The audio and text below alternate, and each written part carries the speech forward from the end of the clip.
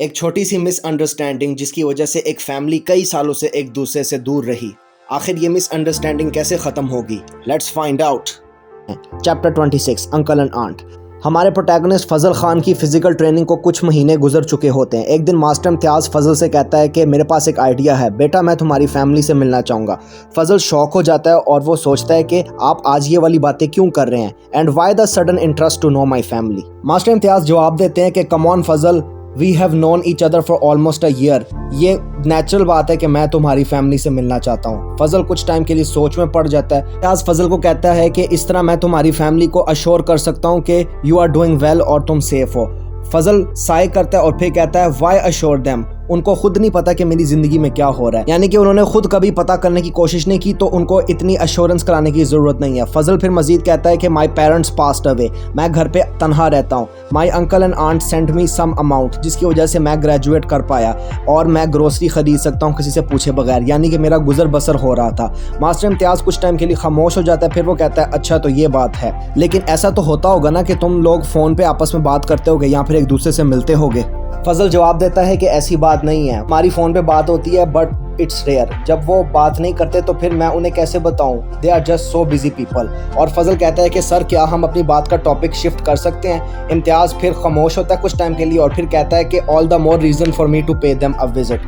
फजल कहता है कि सर आप इस बात पर इतना क्यों फिक्सेटेड हैं। मास्टर इम्तियाज़ फिर फजल को कहता है कम ऑन, आमतौर पर एक ऑर्फन अपने दूसरे रिलेटिव्स के साथ बेहतर ताल्लुकात रखेगा क्योंकि वही उसकी बची कुची फैमिली है। फजल फिर मास्टर इम्तियाज़ को कहता है stop meddling with my personal life sir, just keep to the martial arts. Imtiaz एकदम से खामोश हो जाता है और वो खुद से सोचता है कि एक मिनट, उसने क्या कहा, कीप टू मार्शल आर्ट्स, और मैं हर्ट क्यों महसूस कर रहा हूँ। फिर मास्टर इम्तियाज़ फजल को कहता है कि फजल मैंने सोचा था कि तुम मुझे अपना फादर फिगर कंसिडर करते हो, I had not expected this.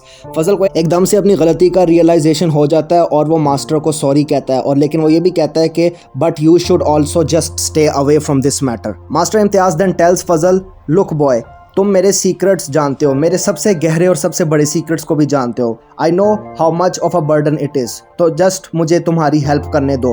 हो सकता है तुम सारे रिलेटिव्स के बीच में मिसअंडरस्टैंडिंग हो, हम इसको रिजॉल्व कर लेते हैं। तुम्हें अपने सारे रिलेशंस को चेरिश करना चाहिए और अपनी ज़िंदगी को वेस्ट नहीं करना चाहिए। Staying distant due to baseless grudges and gossips, यानी कि बेबुनियाद बातों की वजह से अपने रिलेटिव से दूरी ना इख्तियार करो। और फजल खामोशी के आलम में सारा कुछ सुन रहा होता है। मास्टर इम्तियाज़ फिर फजल को कहता है कि मैं तुम्हें फोर्स नहीं करूँगा फजल दीन, क्योंकि ये आखिरकार तुम्हारी ज़िंदगी है, तो तुम्हारा डिसीजन होगा ये। कुछ टाइम बाद फिर फजल मास्टर इम्तियाज़ से कहता है ऑल राइट सर फाइन, हम दोनों अपने रिलेटिव्स के घर जाते हैं। फजल एम्बेरस्ड होता है। उसके बाद दोनों के दरवाजे पे पहुंच जाते हैं और फजल घंटी बजाता है हेजिटेंटली। एक आदमी दरवाज़ा खोलता है जो कि असल में फजल का अंकल होता है, और वो फजल को देखकर कुछ टाइम के लिए शॉक्ड हो जाता है। उसके बाद फजल और मास्टर इम्तियाज़ दोनों लिविंग रूम में आकर बैठ जाते हैं और एक ऑकवर्ड सी साइलेंस होती है। उसके बाद फजल के अंकल ही ब्रेक्स द साइलेंस और वो फजल से पूछते हैं कि फजल यू रेयरली विजिट, और ये कौन है।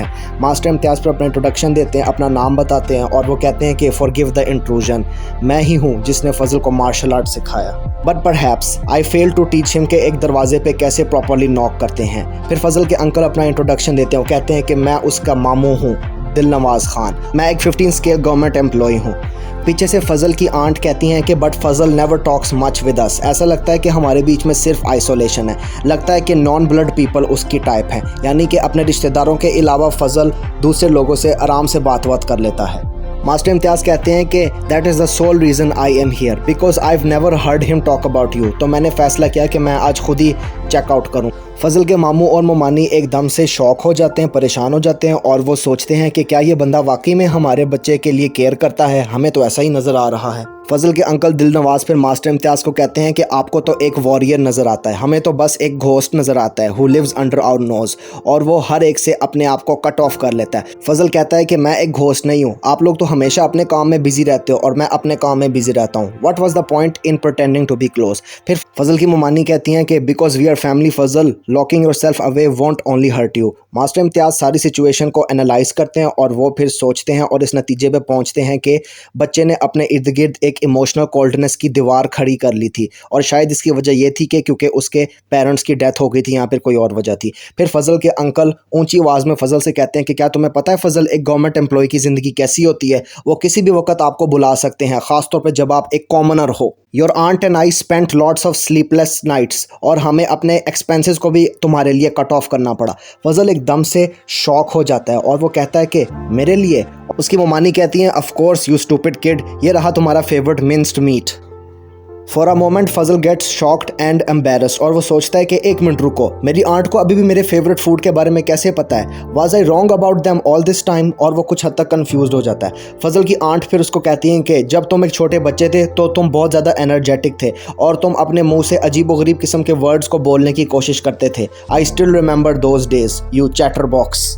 फजल के मामू फिर उसको कहते हैं कि इफ़ यू एवर थॉट कि हमने तुम्हें अकेला छोड़ दिया तो तुम गलत हो फजल, पहले भी हम तुम्हारी साइड पे थे, and we will always be at your side till the end son. और इसके ऊपर फजल इमोशनली ओवरवेलम्ड हो जाता है and he hugs both his uncle and his aunt and the whole moment is very wholesome. और मास्टर इम्तियाज़ भी इस मौके पे स्माइल करते हैं। इस सारी मिसअंडरस्टैंडिंग के दूर होने के बाद और रिकनसाइलिंग के बाद इम्तियाज़ and Fazl's family have T. कुछ दिनों बाद फजल और कशफ आपस में बात कर रहे होते हैं और उनकी गुफ्तगू का टॉपिक AI मॉडल्स होते हैं और उनका कैसे यूज़ किया जाए। बातों बातों में कशफ फजल से पूछती है कि बाय द वे फजल तुम्हारा घर किधर है? और फिर फजल कहता है कि देखो ये शहर बहुत बड़ा है, ऑलमोस्ट अ मेट्रोपोलिस। हमारे शहर को कई छोटे हिस्सों में डिवाइड किया जाता है, such as blocks from A to X and almost a whole society in each block. मैं रहता हूँ ब्लॉक A में, हाउस नंबर 4 में। कशफ हैरान हो जाती है, वो कहती है कि मेट्रोपोलिस क्या होता है? फजल कहता है कि तुम्हें नहीं पता। फिर फजल वो अपने मोबाइल से AI से बात करता है और AI से मेट्रोपोलिस की सही डेफिनेशन को मालूम करता है। Metropolis is a city that houses a population ranging from lakhs to almost 1 million. It acts somewhat as the regional hub, centre of commerce, politics and technology. Kashaf हैरान हो जाती है और वो कहती है कि वाओ, यानी मेट्रोपोलिस एक बहुत बड़ा सिटी होता है, लेकिन तुमने AI का यूज़ क्यों किया? फजल कहता है कि हाँ, आमतौर पे मैं AI का यूज़ करता हूँ ताकि मैं उन क्वेश्चंस के आंसर्स जान सकूँ जिनको मैं नहीं जानता। कशफ इज़ स्टिल शॉक्ड और फजल पे थोड़ा सा एक्सप्लेन करता है। वो कहता है कि देखो, हम टेक्नोलॉजी के एरा में रह रहे हैं, people are using AI a lot these days, तो इसलिए it should not be that surprising. Kashaf कहती है कि I am somewhat aware of that, people use AI system these days for work, लेकिन बेहतर होगा अगर हम इनको ओवर यूज़ ना करें। फजल कहता है I get it, you are probably right. और फजल कहता है कि it should not influence us to the point के जब हम AI पे डिपेंडेंट हो जाएं। I get what you are trying to say. 3 दिनों बाद फजल, कशफ और मास्टर इम्तियाज़ एक पहाड़ी एरिया से गुजर रहे होते हैं क्योंकि वो कुछ जड़ी बूटियों को ढूंढ रहे होते हैं। वो एक जंगल से गुजर रहे होते हैं जहाँ ट्रीज स्केरी नजर आते हैं और ट्विस्टेड होते हैं, और कशफ भी उन ट्रीज को देखकर कहती है कि these trees sure are spooky, और कुछ हद तक उसको ठंड भी लग रही होती है। एकदम से तेज हवा चलनी शुरू हो जाती है और मास्टर इम्तियाज़ को एक प्रेजेंस महसूस होती है, और इसी के ऊपर चैप्टर 26 फिनिश हो जाता है।